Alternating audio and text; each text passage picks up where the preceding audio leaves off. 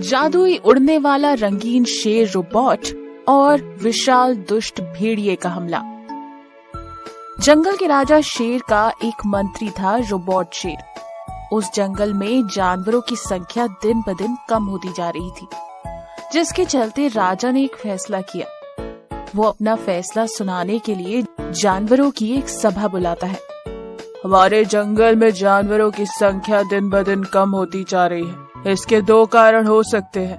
हमारे जंगल में मांसाहारी जानवर ज्यादा होना, जिसके चलते हम कुछ दिनों तक शिकार करना थोड़ा कम कर देंगे। जितनी जरूरत हो बस उतना ही शिकार किया करो और उस शिकार को भी मिल बांट कर खाया करो।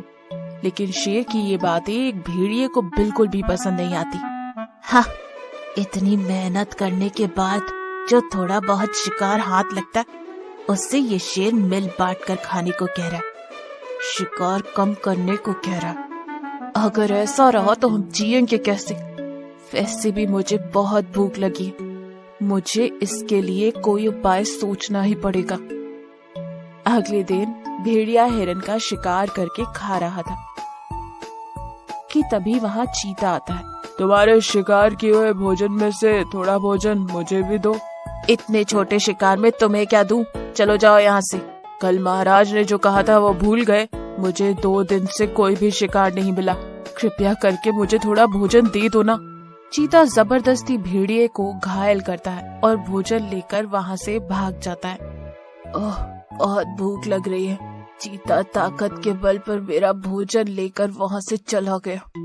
मुझे फिर से शिकार ढूंढना पड़ेगा। और इधर उधर देखने लगता है। उसे वहीं पास में घास नजर आती है। लगता है मुझे आज घास खाकर ही अपना गुजारा करना होगा। यूं सोचते हुए वो जाकर घास खाने लगता है। घास खाकर वो वापस गुफा में जाता है और जैसे ही गुफा में जाता है वो चक्कर खाकर गिर जाता है। जब उसे होश आता है तो वो गुफा से बाहर आने की कोशिश करता है। अरे ये क्या? ये गुफा की छत इतनी छोटी हो गई या मैं बड़ा हो गया? ये सोचते हुए वो जैसे ही गुफा से बाहर आता है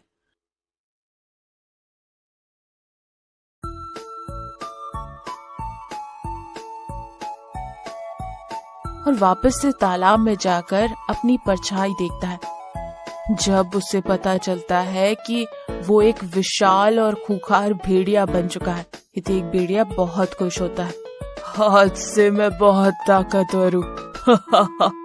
पूरा जंगल मेरा है। मैं जिसका चाहे उसका शिकार कर सकता हूँ।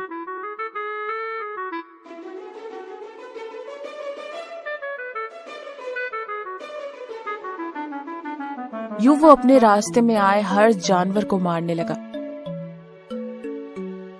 भेड़िए के आतंक से सारे जानवर शेर के पास जाते हैं और उसे सारी बात बताते हैं। तुम लोग घबराओ नहीं, उस भेड़िए का अंत मैं करूंगा। सुनो रोबोट, एक दुष्ट भेड़िए ने हमारे जंगल पर हमला कर दिया है। उन्हें मारना है। तुम तुरंत उसे ढूंढो और मार डालो। जी महाराज। रोबोट शेर भेड़िए के पास जाता है। अच्छा, तो तू आया है मुझे मारने? लगता है तुझे शेर ने भेजा है। चल कोई बात नहीं, मुझे पता है मैं तुझे मार दूंगा और बाद में शेर राजा को मारूंगा और फिर पूरा जंगल मेरा हो जाएगा। मेरे होते हुए ऐसा नहीं हो सकता। ये सुनकर भेड़िए को गुस्सा आता है और वो रोबोट पर हमला करता है। दोनों के बीच जोर की लड़ाई होती है। भेड़िया रोबोट की ताकत के सामने नहीं टिक पाता और मारा जाता है। रोबोट शेर जोर से दहाड़ मारता है।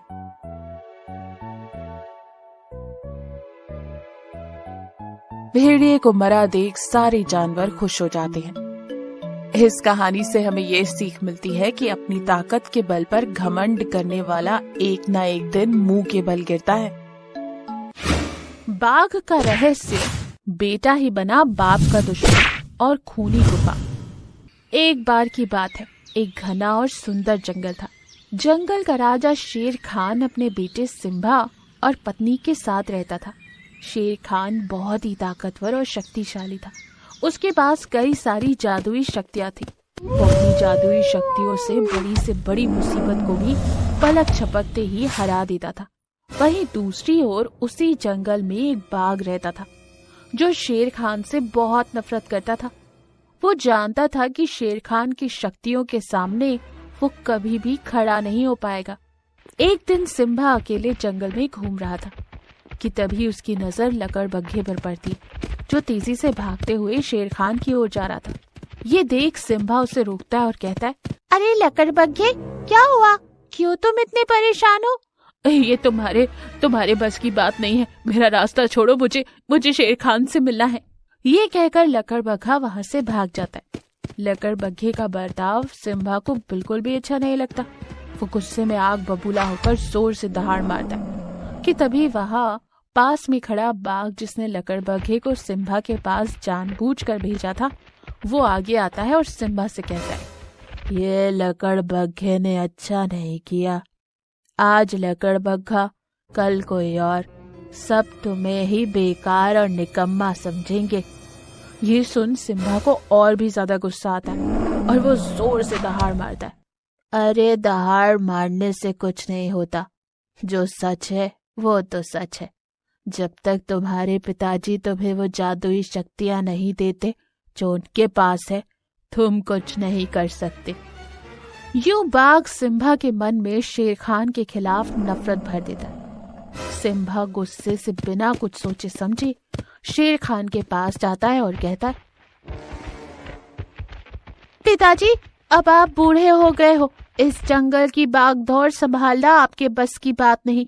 मेरी बात मानो और आप अपनी सारी शक्तियां मुझे दे दो, ताकि मैं न केवल इस जंगल पर बल्कि आसपास के जंगलों पर भी राज कर सकूं।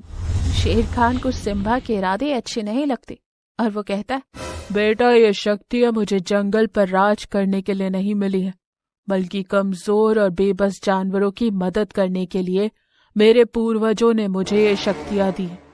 अभी तुम इस लायक नहीं हो कि तुम्हें ये शक्तियां दी जाएं। यूं शेर खान सिम्बा को शक्तियां देने से मना कर देता है।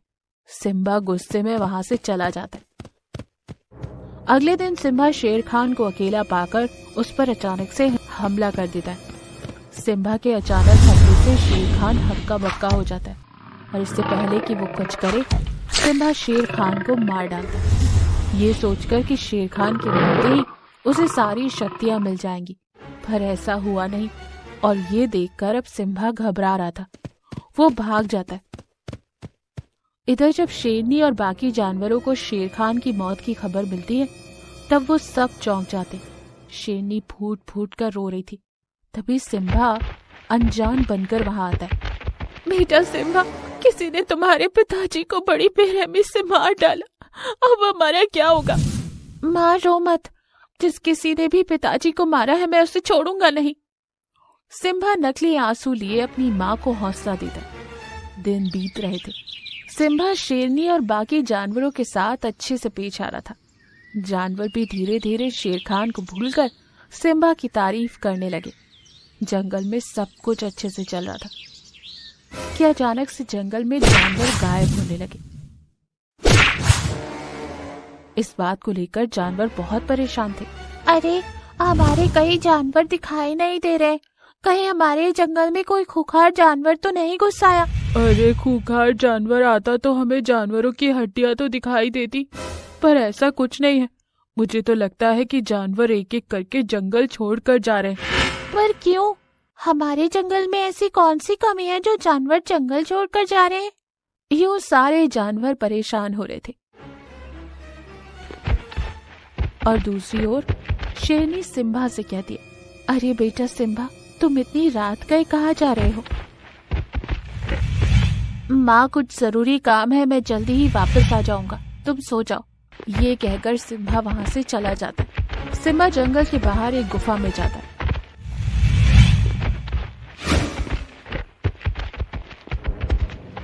और काफी देर बाद वापस अपनी गुफा में आता है। सिम्बा को उस गुफा में जाते और आते हुए कोई नहीं देखता और ना ही कोई उस गुफा के बारे में जानता था।